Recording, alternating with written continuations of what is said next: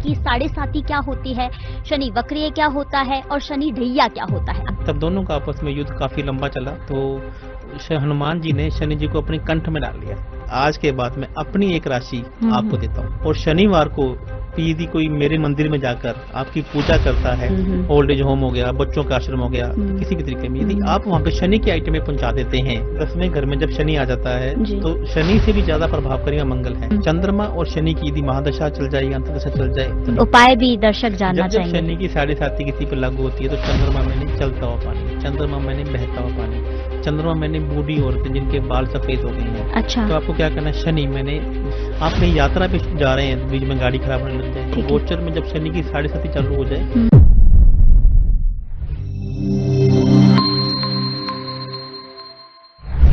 नमस्कार, किस्मत कनेक्शन कार्यक्रम के सेकंड एपिसोड में आप सभी का स्वागत है।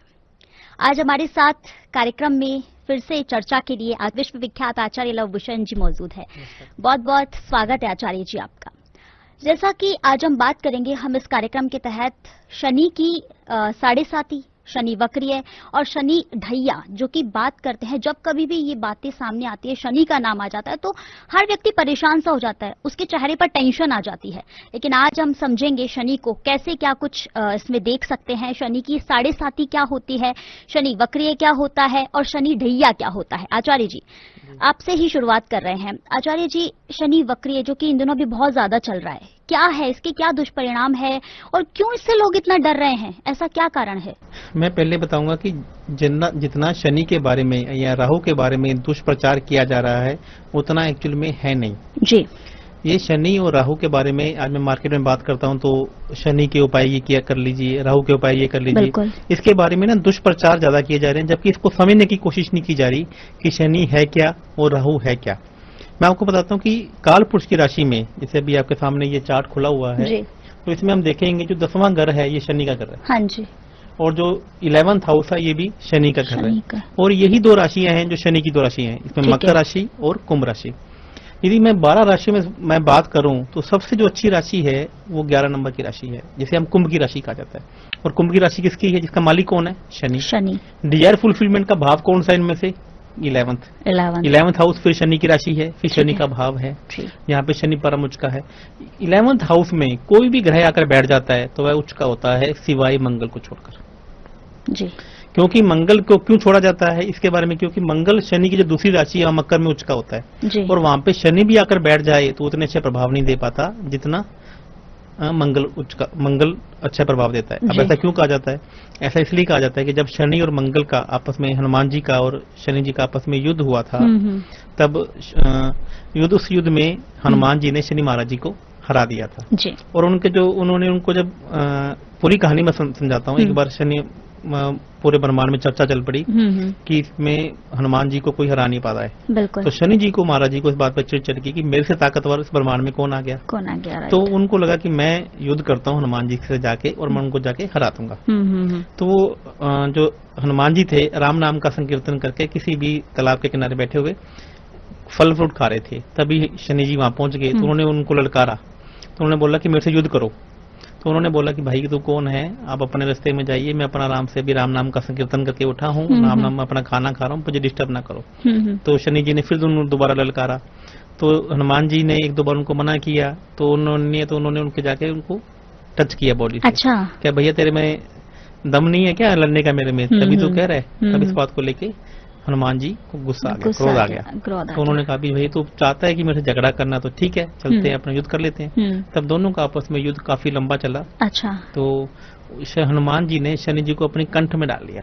अच्छा। तो उनके प्राण निकलने वाले हो गए, इस तरीके से उनकी जो हालत होगी इतनी खराब होगी। तब उन्होंने शनि महाराज जी ने हनुमान जी को बोला कि आप मुझे प्राण की दान दें और मुझे क्षमा करें और मुझे फ्री कीजिए। तब उन्होंने उसको जाके क्षमा किया और उन्होंने बोला कि आज के बाद मैं अपनी एक राशि आपको देता हूँ। अच्छा। और शनिवार को यदि कोई मेरे मंदिर में जाकर आपकी पूजा करता है तो उसको भी शनि का प्रकोप नहीं लगेगा। अच्छा। तो आप देखेंगे जितने भी शनि मंदिर है वहाँ पे हनुमान जी की मूर्ति होती है। बिल्कुल होती है। और हनुमान जी की मूर्ति में शनि की मूर्ति हो ऐसा जरूरी नहीं है। हाँ। लेकिन जितने भी शनि जी के मंदिर हैं सब में हनुमान जी की मूर्ति आपको पक्का देखने को मिलेगी। और ऐसा भी कहा गया कि शनि के प्रकोप से बचना है या शनि के कष्टों से बचना है तो आप हनुमान जी की पूजा भी शनिवार को कर लेते हैं तो वो भी शनि की पूजा मानी जाएगी।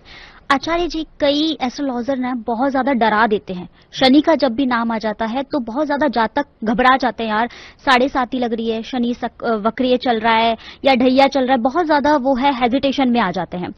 ऐसे में शनि महाराज की जैसे कि आपने बात की, ऐसे कहते हैं कि अशुभ माना जाता है, शनि जी का जब भी नाम आ जाता है अशुभ हो जाता है। तो शनि जी की हम बात कर रहे हैं अशुभ की, लेकिन ये भी कहा जाता है कि जब ये फलने लगता है तो रंग को भी राजा बना देता है। कितनी सच्चाई है इस बात में? देखिए, इसमें 100% सच्चाई है कि शनि रंग से राजा भी शनि बनाता है और राजा से रंग भी शनि बनाता है। अभी इसको पहले मैं पेशे वाली बात को पूरी कंप्लीट करना चाहूंगा। अच्छा।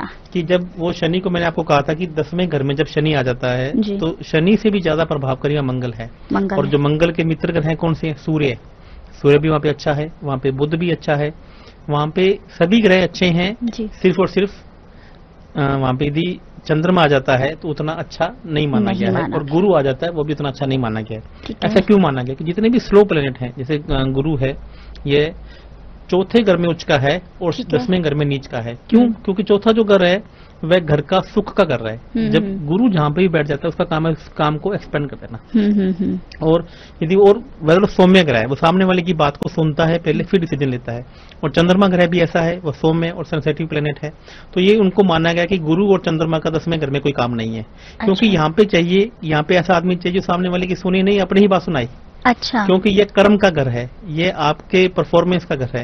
यदि आप सामने वाले की सुनने लग गए तो आप अपनी परफॉर्मेंस नहीं कर पाएंगे। अब जितने भी बड़े बड़े लीडर्स हैं, जितने भी जैसे मोदी जी हैं, ट्रंप हैं, बाइडेन हैं या मुकेश अंबानी है, रतन टाटा है, ये अपने मन की करते हैं, सुनते सबकी, लेकिन किसकी करते हैं? अपने मन की करते हैं। लेकिन गुरु और चंद्रमा दो ऐसे प्लैनेट्स हैं जो ये माना गया है कि ये सामने वाले की सुनकर उनकी बात का विचार करते हैं और ऐसा माना गया कि उनको मान भी लेते हैं। अच्छा। लेकिन यहाँ पे ऐसे प्लैनेट का कोई काम नहीं है। तो इसलिए उन दोनों प्लैनेट को क्या माना गया है?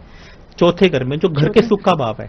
जैसे आपका घर है जहाँ पे इंडिविजुअल फैमिली, न्यूक्लियर फैमिली में ही उनको उसका मन, क्योंकि वहां पे ना आपको संयमता चाहिए। वहां पे आप ना जैसे परफॉर्मेंस करने जा रहे हैं, जैसे आप मान लीजिए आप आज मेरे से इंटरव्यू करने जा रहे हैं, तो हो सकता है कि मेरे साथ में आपका जो बात करने का तरीका, नजरिया, लहजा जो होगा वो एटीट्यूड वाला भी हो सकता है, झुकने वाला नहीं भी हो सकता है। लेकिन चतुर्थ घर में जहाँ पे आपको निभानी है, जहाँ पे आपके जिनके साथ में रिलेशन है, जो फैमिली है, आपकी मदर है, फैमिली है, हस्बैंड है, बच्चे, वाइफ, तो उनके आगे आपको झुकना भी पड़ता है। अच्छा। तो इसलिए चतुर्थ घर में गुरु और चंद्रमा को उच्च का कहा गया है और इन्हीं दोनों प्लैनेट्स को 10वें घर में नीच का कहा गया है।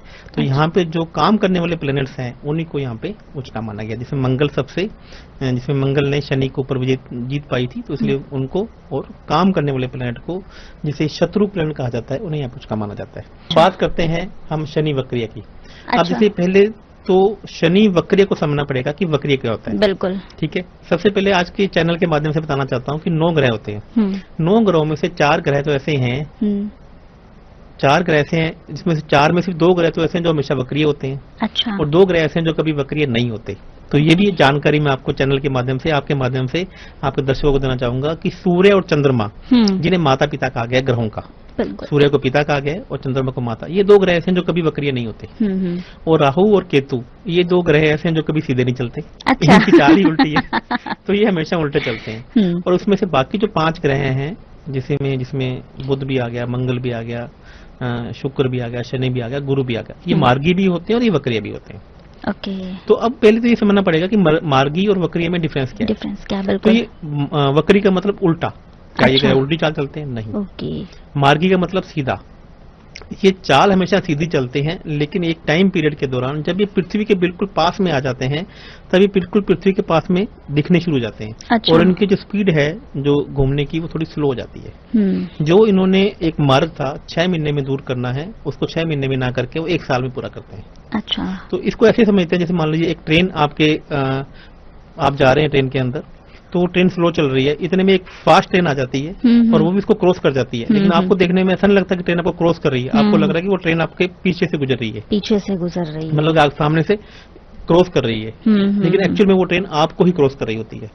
तो जब वो ट्रेन, जब कोई भी ग्रह पृथ्वी के ज्यादा नजदीक आ जाता है तो देखने से लगता है कि वो उल्टा चल रहा है।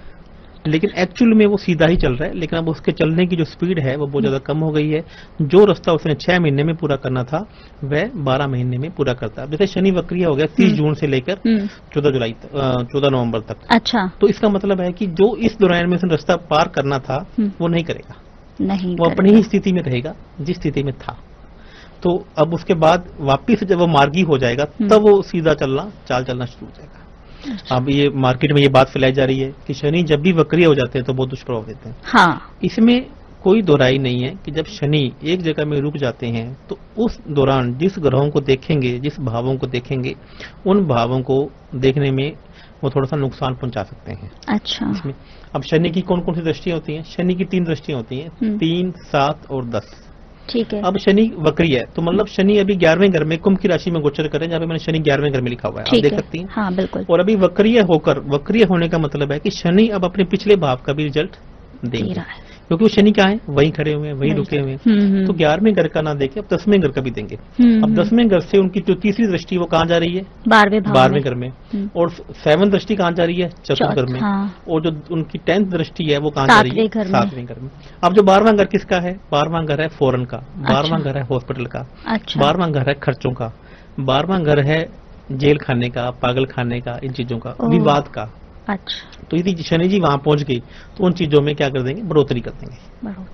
अब चतुर्थ घर किसका है? सुख का है, माँ के सुख का है, घर के सुख का है, परिवार के सुख का है। तो यदि शनि जी वहां पे अपनी उल्टी दृष्टि से देखेंगे तो घर के सुख में कहीं ना कहीं कमी कर देंगे। तो वहां पे तनाव का माहौल पैदा हो सकता है, घर में झगड़े हो सकते हैं, कलेश की स्थिति हो सकती है, माता के साथ में या किसी के साथ में, बच्चों के साथ में भी स्थिति हो सकती है। अब शनि 10th दृष्टि से कहाँ देख रहा है? 7वां घर जो किसी का संबंधों का है। अच्छा। 7वां घर पति पत्नी का है, 7वां घर बिजनेस का है, 7वां घर पार्टनरशिप का है। तो कहीं ना कहीं यदि अभी ये पिछले घर में आ गए हैं तो अपनी 10वीं दृष्टि से 7वें घर में देखेंगे तो आपस में रिश्तों में कहीं ना कहीं कला आएगा। अच्छा। चाहे वो दोस्ती का हो, चाहे वो पार्टनर का हो, चाहे वो पति पत्नी का हो। तो यदि इस 7वें घर को देखेंगे तो कहीं ना कहीं संबंधों में थोड़ी सी ना उदासीपन आ जाएगा, खट्टास आने शुरू हो जाएगी, विचारों में ओपिनियन थोड़े से कम मिलने शुरू हो जाएंगे। तो ये भी हो सकता है कि पिछले 30 जून से जब से ये शनि वक्रिय हुए हैं तो आपस में ना लोगों को ये लगना चाहिए कि सामने वाला पत्नी अपने को क्या समझ रहा है। हाँ। ऐसे विचार आपके मन में आने शुरू हो सकते हैं। बिल्कुल सही कह रहे हैं। क्योंकि जो 7वां घर है ना संबंधों का है, आपकी तालमेल का है, तो कहीं ना कहीं उसमें कमी आएगी, घर के सुख में कहीं ना कमी आएगी, खर्चों में कहीं ना कहीं मतलब उस घर को चीजों को बढ़ा देंगे, किसमें? नेगेटिव रूप में। और यही शनि अभी क्योंकि अपने ही कुंभ की राशि में गोचर कर रहे हैं तो यहाँ पे शनि सबसे ज्यादा कंफर्टेबल है। जैसा कि मैंने आपको पहले कहा था कि 11वां घर, 11वीं राशि मतलब कि कुंभ की राशि और 11वां घर लाभ का घर है, प्रॉफिट का घर है। यहाँ पे मंगल को छोड़कर बाकी सभी के सभी ग्रह बहुत ही अच्छे हैं। तो अब इसका क्या प्रभाव है तो मैंने आपको बता दिया कि शनि जब भी 12वें घर को देखेंगे तो खर्चों में बढ़ोतरी कर देंगे, चौथे घर को देखेंगे तो घर के सुख में कमी कर देंगे, और 7वें घर में देखेंगे तो ये संबंधों में कमी कर देंगे। अच्छा, तो शनि वक्र जो होता है वो ऐसे चक्र चलाता है अपना, और इसका प्रभाव दुष्प्रभाव ऐसे देखा जाता है। बिल्कुल, ये तो हुई शनि वक्र पर बात। लेकिन आचार्य जी, अगर हम इसके उपाय की बात करें तो अब इससे बचने के क्या उपाय हो सकते हैं? चलिए, तो दुष्प्रभाव आपने बता दिए, पर बचाव भी तो होना चाहिए। इस बचाव के लिए क्या किया जाए? देखिए, वैसे तो क्या कि इसका जो उपाय होंगे वो हर व्यक्ति की जातक की कुंडली को देखकर ही बताए जा सकते हैं। लेकिन फिर भी मैं इसके ऐसे उपाय बता देता हूँ कि यदि ये कोई कॉमन आदमी भी ऐसे उपाय कर लेता है तो भी वह शनि के इस प्रकोपों से या दुष्प्रभाव से बच सकता है। कैसे? अब देखिए, जो 12वां घर है, 12वें घर को तालाब कहा गया है, 12वें घर को रुका पानी कहा गया। 12वां घर है मीन राशि। ठीक है। मीन राशि मैंने समुद्र, 12वां घर मैंने समुद्र या फिर कोई आश्रम जैसे अनाथालय, कोड़ियों का आश्रम या किसी भी प्रकार का आश्रम जिसमें लोग लंबे टाइम तक रहते हैं, ओल्ड एज होम हो गया, बच्चों का आश्रम हो गया, किसी भी तरीके में यदि आप वहां पे शनि की आइटमें पहुंचा देते हैं तो आपको इसके प्रकोपों में दिखने में कमी मिलेगी। तो क्या करना, जैसे आप मान लीजिए कि आपको समुद्र के अंदर या तालाब के अंदर या रुका पानी जैसे झील के अंदर आप बादाम डाल के आइए। अच्छा। साबुत उड़द डाल के आइए, ब्लैक उड़द। और यदि आप किसी भी आश्रम के अंदर सरसों का तेल देकर आ जाते हैं या फिर कुछ तली हुई चीजें, समोसा, कचौरी भी देकर आ जाते हैं तो जो आपके खर्चे बढ़ने हैं ये आपके धीरे धीरे कम हो जाएंगे। अब देखिए, शनि 12वें घर को देख रहा है तो इसका अपना प्रभाव तो दिखाएगा, लेकिन यदि आप ऐसा कर लेते हैं तो ये चीजें क्या हो जाएंगी? डाइल्यूट हो जाएंगी, ये चीजें कम हो जाएगी। अब यदि यही शनि आपको चौथे घर को देख रहा है, चौथा घर किसका है? कर्क राशि का है। यहाँ पे चंद्रमा का घर। अब चंद्रमा किसी का माँ को कहा गया है, चंद्रमा चलते हुए जल को कहा गया है। वहां पे मैंने क्या बोला था? रुका हुआ जल, रुका हुआ जल, तालाब जी। और ये चलता हुआ जल है। ये अब चलते हुए जल में आप बादाम डाल सकते हैं, चलते जल में काला उड़द डाल सकते हैं, या आप अपनी मदर को कुछ ऐसी चीजें खिलाइए जिसमें शनि की आइटम हो, जैसे तली हुई चीजें। यदि आपकी मदर का स्वास्थ्य ठीक है तो उनको शनि की चीजें खिला सकते हैं। उनके हाथ से सरसों का तेल किसी भी मंदिर में या किसी को दान करवा सकते हैं। सरसों का तेल यहाँ पे 4 नंबर राशि को चौरस्ता भी कहा गया है। ओके। आप चौरस्ते में जो लोग खड़े होते हैं उनको समोसा कचौरी भी आप बांट के आ सकते हैं। अच्छा। जो 4 नंबर का चौरस्ता भी कहा गया है। जी जी। ठीक है, तो इस प्रकार से आप ऐसा कर लेते हैं, चलते जल में हो गया, तो रास्ते में खड़े लोगों को हो गया, नहीं तो आप मंदिर में भी जाकर आप ऐसा कर सकते हैं। और भगवान शिवलिंग पे भी यदि आप बादाम चला के आते हैं तभी भी आपको इसका अच्छे फल देखने को मिलते हैं। बिल्कुल। अब बात करते हैं 7वें घर में। यदि आप चाहते हैं कि संबंधों में आपस में निरस्ता नहीं आए, संबंधों में वैसा ही प्रेम बना रहे, तो 7वां घर किसका है? यहाँ पर शुक्र उच्च का होता है, तो मतलब गाय। अच्छा। 7वां घर शुक्र को गाय से देखा जाए तो आप गाय को काला नमक चढ़ा कर आइए, काला नमक या फिर काले उड़द की दाल या काले उड़द के कोई लड्डू बनाकर भी आप गाय को देकर आते हैं, तो इससे भी आपके संबंधों में जो निरस्ता है वो धीरे धीरे खत्म होने जाएगी। 7वां घर वायु की राशि भी है, तो पक्षियों को नमकीन खिलाइए। अच्छा। जो पक्षी जो उड़ने वाले, विचरण करने वाले हवा में, जैसे कौवे हो गए, कबूतर हो गए, उनको आप नमकीन खिला सकते हैं। यदि आप ऐसा कर लेते हैं तो आपके संबंधों में निरस्ता नहीं आएगी। क्या बात है, बहुत ही खूबसूरत जानकारी आचार्य जी आपने दी है। यहाँ तक कि मुझे नहीं लगता था कि इतनी अच्छी जानकारी भी शनि को लेकर हम कर सकते हैं, शनि वक्र, क्योंकि आजकल बहुत ज्यादा इसको लेकर मिथ्या जो है फैली हुई है बाजार में। इसी के साथ शनि वक्रिय हो गया। अब हम शनि की 7.5 की बात करें तो शनि की 7.5 को कैसे समझेंगे, क्योंकि ये भी डरावनी स्थिति पैदा कर देता है कहीं ना कहीं।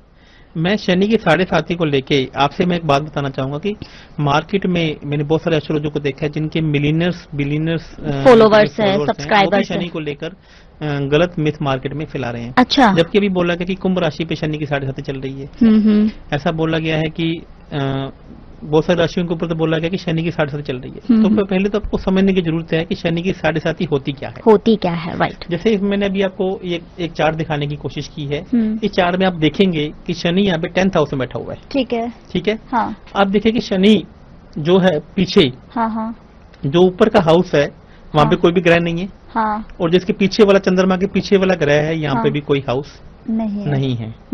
आप इस बात को समझ रहे हैं अच्छे से।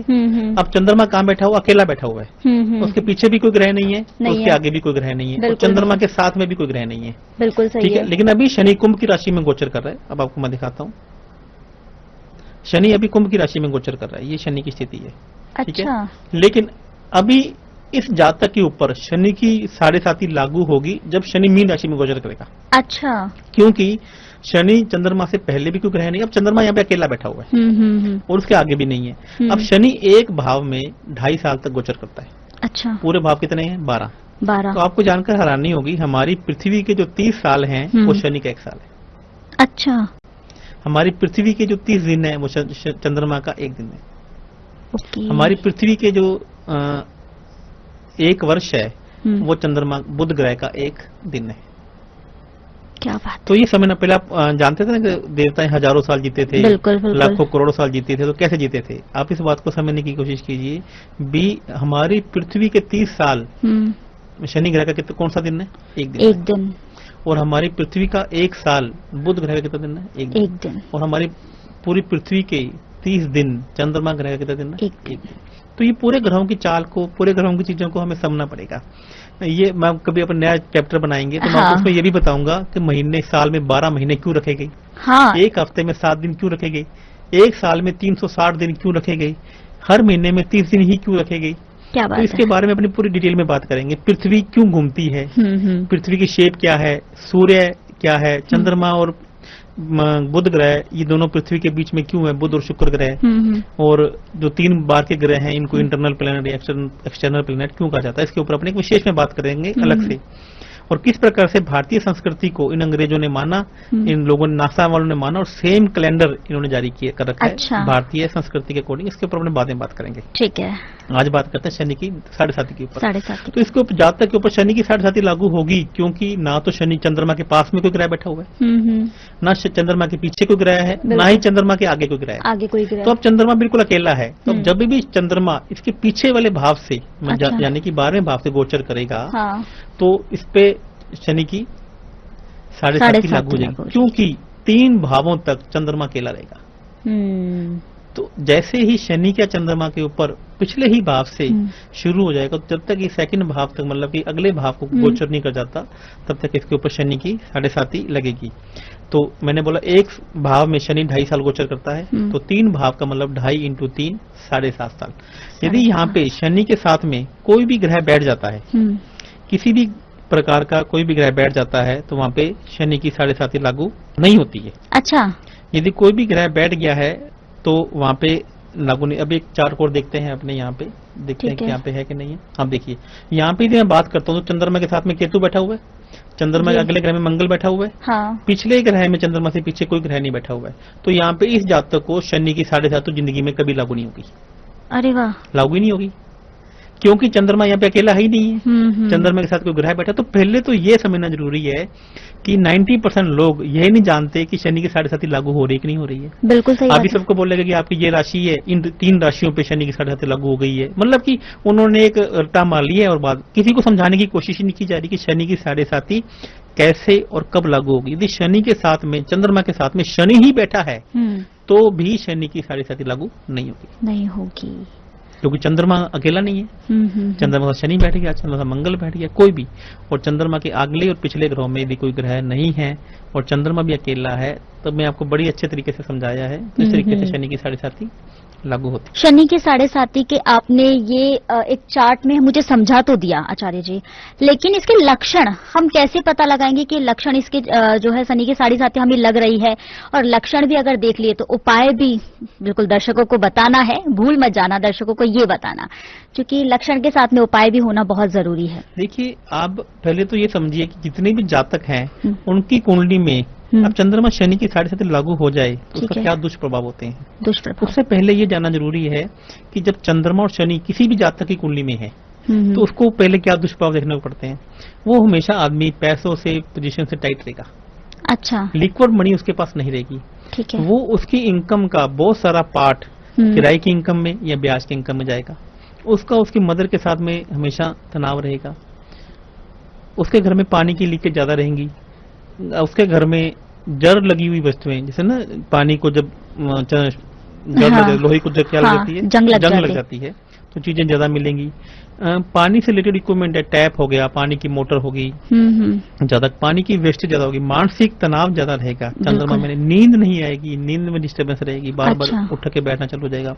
पैसा कहीं स्टक हो सकता है, पैसा रुकना, पैसे का फ्लो बंद हो जाए। तो जब ये चंद्रमा शनि के ये दुष्प्रभाव है, किसकी कुंडली में चंद्रमा शनि भी है तभी भी है उसको उसके ये दुष्प्रभाव देखने को मिलेंगे। अब यही सारे प्रभाव, मान लो चंद्रमा शनि की युति तो नहीं है, लेकिन गोचर में या फिर राशि जिसे कहते हैं ना कि दशा में चंद्रमा और शनि की यदि महादशा चल जाए या अंतर्दशा चल जाए तभी भी ये प्रभाव देखने को मिलेंगे। और गोचर में जब शनि की 7.5 चालू हो जाए तभी भी ये सारे दुष्प्रभाव आपको देखने को मिलेंगे। आप देखिए कि आपकी टूटियां एकदम से चोक हो जाए, बंद होनी चालू हो जाए, टूटियों में जर लगने चालू हो जाए, जंग लगने चालू हो जाए, पैसा एकदम से रुक जाए, पैसा स्टक हो जाए, पैसे की लिक्विडिटी से आप टाइट हो जाए, नींद ना आने लग जाए, मानसिक परेशानी आने लग जाए, आप कहीं यात्रा पे जा रहे हैं तो बीच में गाड़ी खराब होने लग जाए। अच्छा, तो आपका मतलब आपके ऊपर चंद्रमा के ऊपर शनि की या तो 7.5 चल पड़ी है या फिर चल पड़ी है। अब इसके उपाय भी बता दीजिए, इससे बचने के क्या उपाय हो सकते हैं। ये तो आपने परिणाम तो बता दिए, लेकिन उपाय भी दर्शक जानना चाहेंगे। शनि की 7.5 किसी पर लागू होती है तो चंद्रमा में चलता हुआ पानी, चंद्रमा में बहता हुआ पानी, चंद्रमा में बूढ़ी औरतें जिनके बाल सफेद हो गए हैं। अच्छा, तो आपको क्या करना है, शनि मैंने बादाम, शनि मैंने बादाम का तेल, शनि मैंने तली हुई चीजें, शनि मैंने कर्म, आपको क्या करना है, चलते हुए जल में, बहते हुए पानी में आपको बादाम डालकर आने लगातार वहां पे। चंद्रमा मैंने शिवलिंग को भी चंद्रमा का रूप माना गया। आप किसी भी शिवलिंग पे दूध चढ़ा कर आइए, शिवलिंग के पास में सरसों के तेल का एक दीप जला के आइए, पीपल के पेड़ पे सरसों का दीप जला के आ सकते हैं। अब शनि मैंने पुअर लोग, गरीब लोग, अंधे लोग, हैंडीकैप्ड लोग, उनको आप दूध से बनी हुई चीजें जैसे आइसक्रीम खिला सकते हैं, पानी पिला सकते हैं, उनको आप चावल खिला सकते हैं, मीठे चावल। यदि आप इस प्रकार से कर देते हैं तो शनि आपका कुछ भी नहीं बिगाड़ेगा। अब क्या होता है कि शनि और चंद्रमा की जब भी युति बनती है, जब भी बनती है तो आदमी क्या बार्गेनिंग करना शुरू कर देता है। अच्छा, किनके साथ में? गरीब लोगों के साथ, रिक्शा वाले के साथ में, राइट, सब्जी वाले के साथ में, प्रेस करने वाले के साथ में, कोरियर वाले के, मतलब किसी के साथ भी वो बार्गेनिंग करना चाहिए। तो आपको उन दिनों में किसी भी गरीब आदमी के साथ में बार्गेनिंग नहीं करनी है। और आपको वैसे भी बार्गेनिंग नहीं करनी है। अब शनि और चंद्रमा की जब भी युति होगी, आपकी कमर में पेन शुरू हो जाएगा, आपके घुटनों में पेन शुरू हो जाएगा, आपकी बॉडी में थकावट आनी शुरू हो जाएगी। तो मतलब बहुत सारी चीजें इसकी बॉडी में इससे जुड़ाव लूंगी आचार्य जी, महिलाओं में ये स्थिति सबसे ज्यादा देखी जाती है। देखी जाती है कि जितने सब्जी वालों से वो रोज बार्गेनिंग करते हैं। उन्हें बोलो कि सब्जी वाले से बार्गेनिंग ना करें, अच्छा, रिक्शा वाले से बार्गेनिंग ना करें, उनकी कमर दुखना बंद हो जाएगी। क्या बात है। तो मतलब ये भी एक उपाय है 100%। जो आमतौर पर आजकल घुटनों का दर्द, कमर का दर्द, मानसिक तनाव जो महिलाओं में हो रहा है, उसका एक कारण ये भी हो सकता है। कारण 100% यही है। क्या बात शनि खराब होगा तभी आपकी कमर में दर्द होगा, तभी आपके घुटनों में दर्द होगा। आप अपने कर्मचारियों के साथ में अच्छा बिहेव करना शुरू कीजिए। कर्मचारी को कर्मचारी के रूप में देखना बंद कर दीजिए, उनका मान सम्मान कीजिए। वो भी तो, वो जितने भी कर्मचारी हैं, जितने भी लेबर हैं, वो सब शनि की संतान हैं। तो आप यदि उनको अच्छे से खिलाते पिलाते हैं, उनकी अच्छे से सेवा करते हैं, सब्जी वाले से, रेडी वाले के बार्गेनिंग नहीं करते, उनको फिर 10 रुपए फालतू दीजिए। आप किसी भी 5 स्टार होटल में जा रहे हैं तो बार्गेनिंग करते हैं आप? नहीं करते हैं। हाँ, यही वाली बात है। और रेडी वाले के बजाते हैं, गोलगप्पे खाने की बात करते तो एक गोलगप्पे एक्स्ट्रा दो। गोलगप्पे के साथ में पपड़ी भी एक्स्ट्रा दो। तो आप उनको 10 रुपए की जगह 20 रुपए देकर आओ, आप देखेंगे कि यही शनि आपका अच्छा हो जाएगा। क्योंकि जब भी गरीब आदमी ये बोलना शुरू कर देगा कि वाह ये तो बहुत बड़ा आदमी है, अच्छा, क्योंकि उसने बोला कि साहब मैं 100 रुपए लूंगा, और आपने फट से बोला कि चलिए 100 रुपए ले लो, उसके मन में बैठती क्या बात आएगी, आदमी बड़ा है। हाँ। और जैसे ही गरीब लोगों ने बोलना शुरू कर दिया आप बड़ा आदमी है, बड़ा आदमी है, बड़ा आदमी है, तो ये बात कहां तक पहुंच गई, ब्रह्मांड में पहुंच गई। और आप बड़े आदमी, आपको बड़ा आदमी बनने से कोई भी रोक नहीं सकता।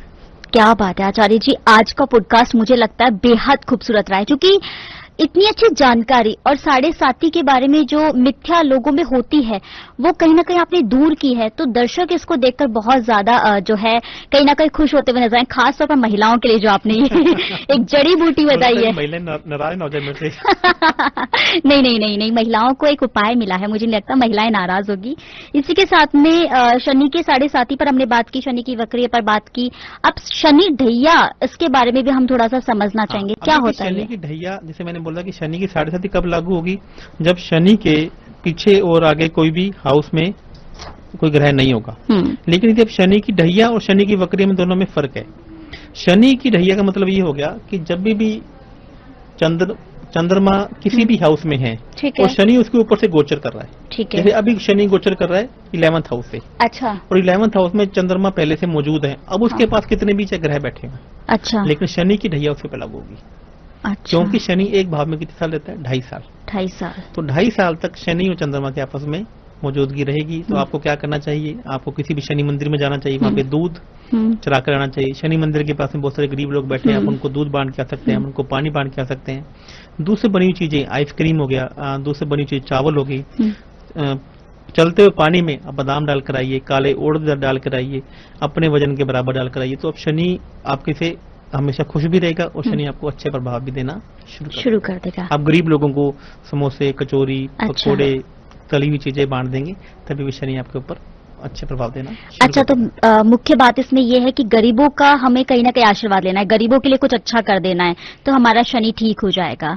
आचार्य जी, शनि महाराज के मंदिर की अगर मैं बात करूं, एक महत्वपूर्ण सवाल और एक छोटा सा सवाल है ये।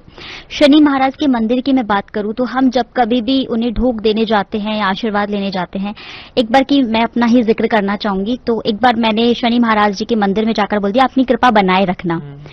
तो मेरी जो मासी थी उन्होंने बोला, कभी भी शनिदेव को ऐसे नहीं बोलते कि अपनी कृपा बनाए रखना, इनके तो दुष्प्रभाव देखे जाते हैं। तो शनि जी को क्या हम ऐसे बोल सकते हैं या नहीं बोल सकते, मंदिर जाने पर कैसे उनका आशीर्वाद ले सकते हैं? जी, तो देखिए, सबसे पहले तो आपने आज बहुत बढ़िया बात की।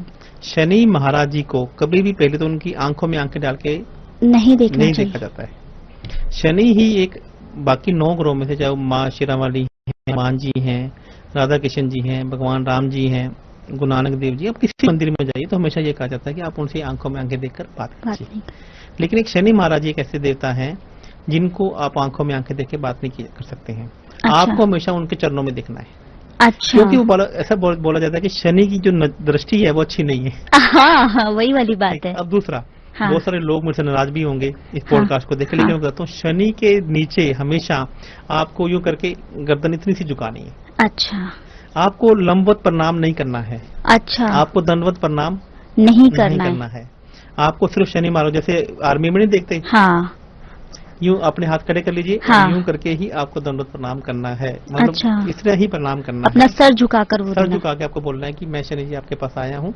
आप अब क्या कृपा बनाए रखिए या कृपा नहीं बनाए रखिए, हाँ, ये थोड़ा सा इसके लिए कि आपको आपको कुंडली देखनी पड़ेगी। अच्छा, यदि शनि आपका दुष्प्रभाव दे रहा है, अच्छे घर में नहीं बैठा हुआ है, हाँ, और शनि आपका अच्छे प्रभाव में बैठा हुआ है, हाँ, तो अच्छे प्रभाव में बैठा तो आपको बोलना है कि भाई आपकी कृपा बनाए रखिए। बिल्कुल और सही है। दुष्प्रभाव देखना तो आपको ये बोलना है कि अब आपके मुझे अच्छे फल मिलने लगे हैं।